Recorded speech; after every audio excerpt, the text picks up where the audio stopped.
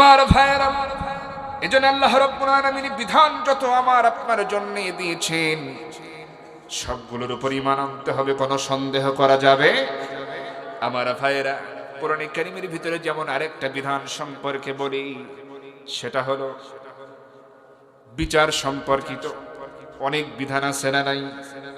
আল্লাহ রাব্বুল আলামিন বলছেন, ইন্নাল্লাহা ইয়া'মুরু বিল আদলি ওয়াল ইহসানি ওয়া ইতাই যিল কুরবা ওয়া ইয়ানহা আনিল ফাহশাই ওয়াল মুনকার ওয়াল বাগই ইয়া'iযুকুম লা'আল্লাকুম তাযাক্কারুন।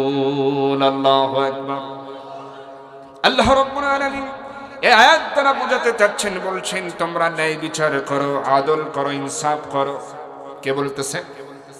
ন্যায় বিচার প্রতিষ্ঠা সমাজে হয়ে যাক, এটা আমরা সবাই চাই কিনা? এটা কার অর্ডার? গোটা পৃথিবীতে আজকে কি ন্যায় বিচার আছে নাকি? কারণ কোরআনের আইনই তো চলে না, ন্যায় বিচার থাকবে কিভাবে? কথা বলেন ঠিক কিনা? একমাত্র কোরআনের আইনই ন্যায় বিচার সমাজে প্রতিষ্ঠা করতে পারে। যে দলই যেখানে ক্ষমতায় যাক, সাধারণ মানুষের একটা আশা থাকে এখানে একটা ন্যায়, ইনসাফ, কল্যাণ কায়েম হোক, প্রতিষ্ঠা হোক। কথা বলেন ঠিক কিনা? সবাই এটা চায় যে ন্যায় বিচার আমি পাই, ভালোভাবে চলি, কিন্তু আজকে সেটা পাওয়া যাচ্ছে না। আমার ভাইরা, এই ভূখণ্ডে নতুন স্বাধীনতা যে যুবকেরা আনলো, আপনারাও সামিল ছিলেন। বিশেষ করে যার কথা না বললেই নয়, প্রিয় ভাই শরীফ ওসমান হাদি, আপনার নাম শুনছেন তো? এই প্রিয় ভাই সব সময় তিনি কিন্তু কোনো রাজনীতি করতেন না। তিনি দেখলাম তার হাতে একটা প্লাকার্ড থাকতো, লেখা আছে ইনসাফ, মানে সব সময় ন্যায় বিচারের পক্ষে কথা বলেছেন। সব দলের সমালোচনা তিনি করেছেন, আবার সব দলেরকে পরামর্শ তিনি দিতেন। ইনকিলাব মঞ্চ নামে একটা মঞ্চ, মানে ব্যতিক্রমী একটা উদ্যোগ নিয়ে এই দেশে যাতে ন্যায় বিচার প্রতিষ্ঠিত হয় সেই পক্ষে তিনি কথা বলে গেলেন। সেই মানুষটাকে দেখেন, ভিন্ন দেশের ইশারায় দিনের বেলায় তার মাথায় পিস্তল ঠেকিয়ে গুলি করে তাকে শহীদ করা হলো। কথা বলেন ঠিক কিনা? যুবক ভাইদের আর্তনাদ, হৃদয়ে রক্তক্ষরণ হয়েছে, প্রত্যেকের, আমারও হয়েছে। সেদিন সিরাজগঞ্জ শহরের প্রোগ্রামে গেলাম, যুবকেরা এসে একটা চিঠি ধরিয়ে দিল। আমি সেখানে দেখলাম মাশাআল্লাহ যুবকেরা এত সুন্দর সুন্দর কথা লিখছে। হুজুর, এলাকায় সুদ বেশি, অতএব সুদের ব্যাপারে কোরআনের কি আর বক্তব্য আছে বলবেন, এখানে অশ্লীলতা বেশি, এই ব্যাপারে বলবেন, অনেক কথা বলে আবার লিখছেন যে প্রিয় ওসমান হাদি ভাই, তার সম্পর্কে অবশ্যই কিছু বলবেন এবং তার জন্য দোয়াও করবেন। আমি খুব খুশি হয়ে গেলাম যে যুবকেরাও ইসলামের প্রতি, আল্লাহ পাকের এই হুকুম হাকাম বিধানগুলোর প্রতি এত আন্তরিক, তারাও এমন কথা বলতে বলে, তারাও চায় সমাজে একটা ইনসাফ কায়েম হোক। আমি ওসমান হাদি ভাইয়ের ব্যাপারে কিছু কথা তাদের বলার নিয়ত করলাম, ভাবলাম কি বলে আমি তাদের সান্ত্বনা দেব। এজন্য আমি একটি আমার ভাষায় ওই সময় মুহূর্তে একটি গান লিখে ফেললাম ওসমান হাদি ভাইয়ের, মানে ভাইকে নিয়ে। যুবকেরা সন্তুষ্ট হলো। আমি কি বলবো সেটা? আমার লেখা সেই গানটা বলবো।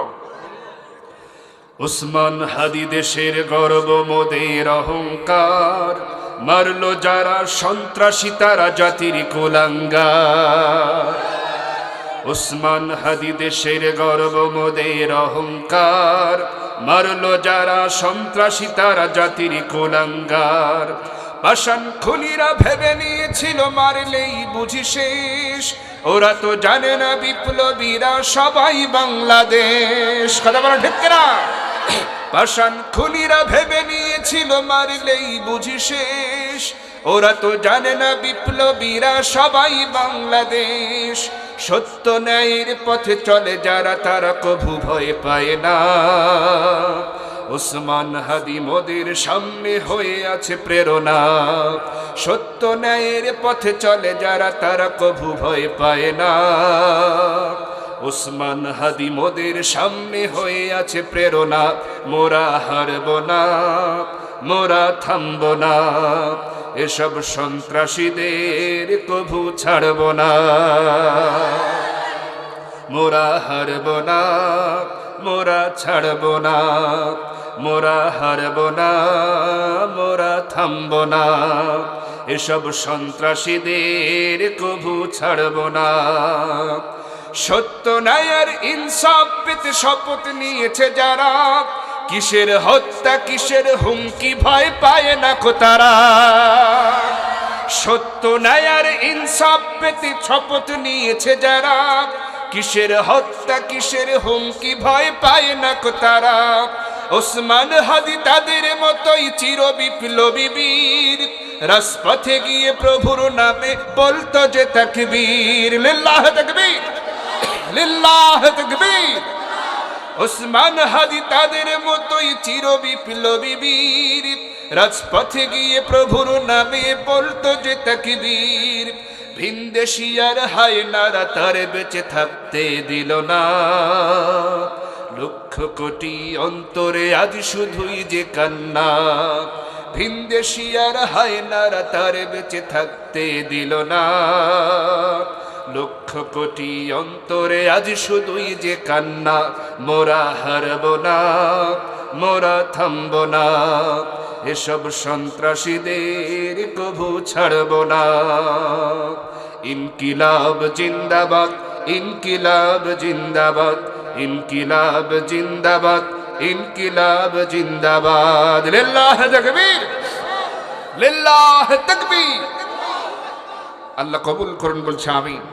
আমার ভাইরা, আসলেই যারা ন্যায় এবং ইনসাফ চায়, দল মত নির্বিশেষে, দলের ঊর্ধ্বে তারা, এখন তাদের হৃদয়ে রক্তক্ষরণ হচ্ছে। এবং সেই সাথে আরেকটা কষ্ট যুক্ত হয়েছে। আপনারা জানেন যে দেশের বারবারের নির্বাচিত প্রধানমন্ত্রী বেগম খালেদা জিয়া, তিনি দুনিয়ার সফর শেষ করেছেন, ইন্তেকাল করেছেন। একজন প্রধানমন্ত্রী হিসেবে তিনি দেশের তো খেদমত করেছেন, ভুল ত্রুটি সবারই থাকে, যারাই দায়িত্ব পালন করে তাদেরই ভুল হয়, কথা বলেন ঠিক কিনা? এখন দেশের জন্য অবদান যারাই দায়িত্ব নেয় তারাই অবদান রাখে। এখন তারা যদি দুনিয়া থেকে বিদায় গ্রহণ করে, তাদের জন্য দোয়া করার প্রয়োজন আছে না নাই? তার জন্য দোয়া করছি, যেহেতু এটা আমাদের একটা দায়িত্ব। একজন মুসলমান আরেকজন মুসলমানের জন্য দোয়া করা, এটা দায়িত্ব কিনা বলেন? দোয়া করছি আল্লাহ পাক সেই বেগম খালেদা জিয়াকে যেন মাফ করে দেয়, আল্লাহ পাক যেন তাকে জান্নাতবাসী করে, বলছে আমিন। তাহলে ন্যায় এবং ইনসাফ, আদল, আল্লাহ পাক এটাই বলছেন, তোমরা আদল করো, ন্যায় বিচার।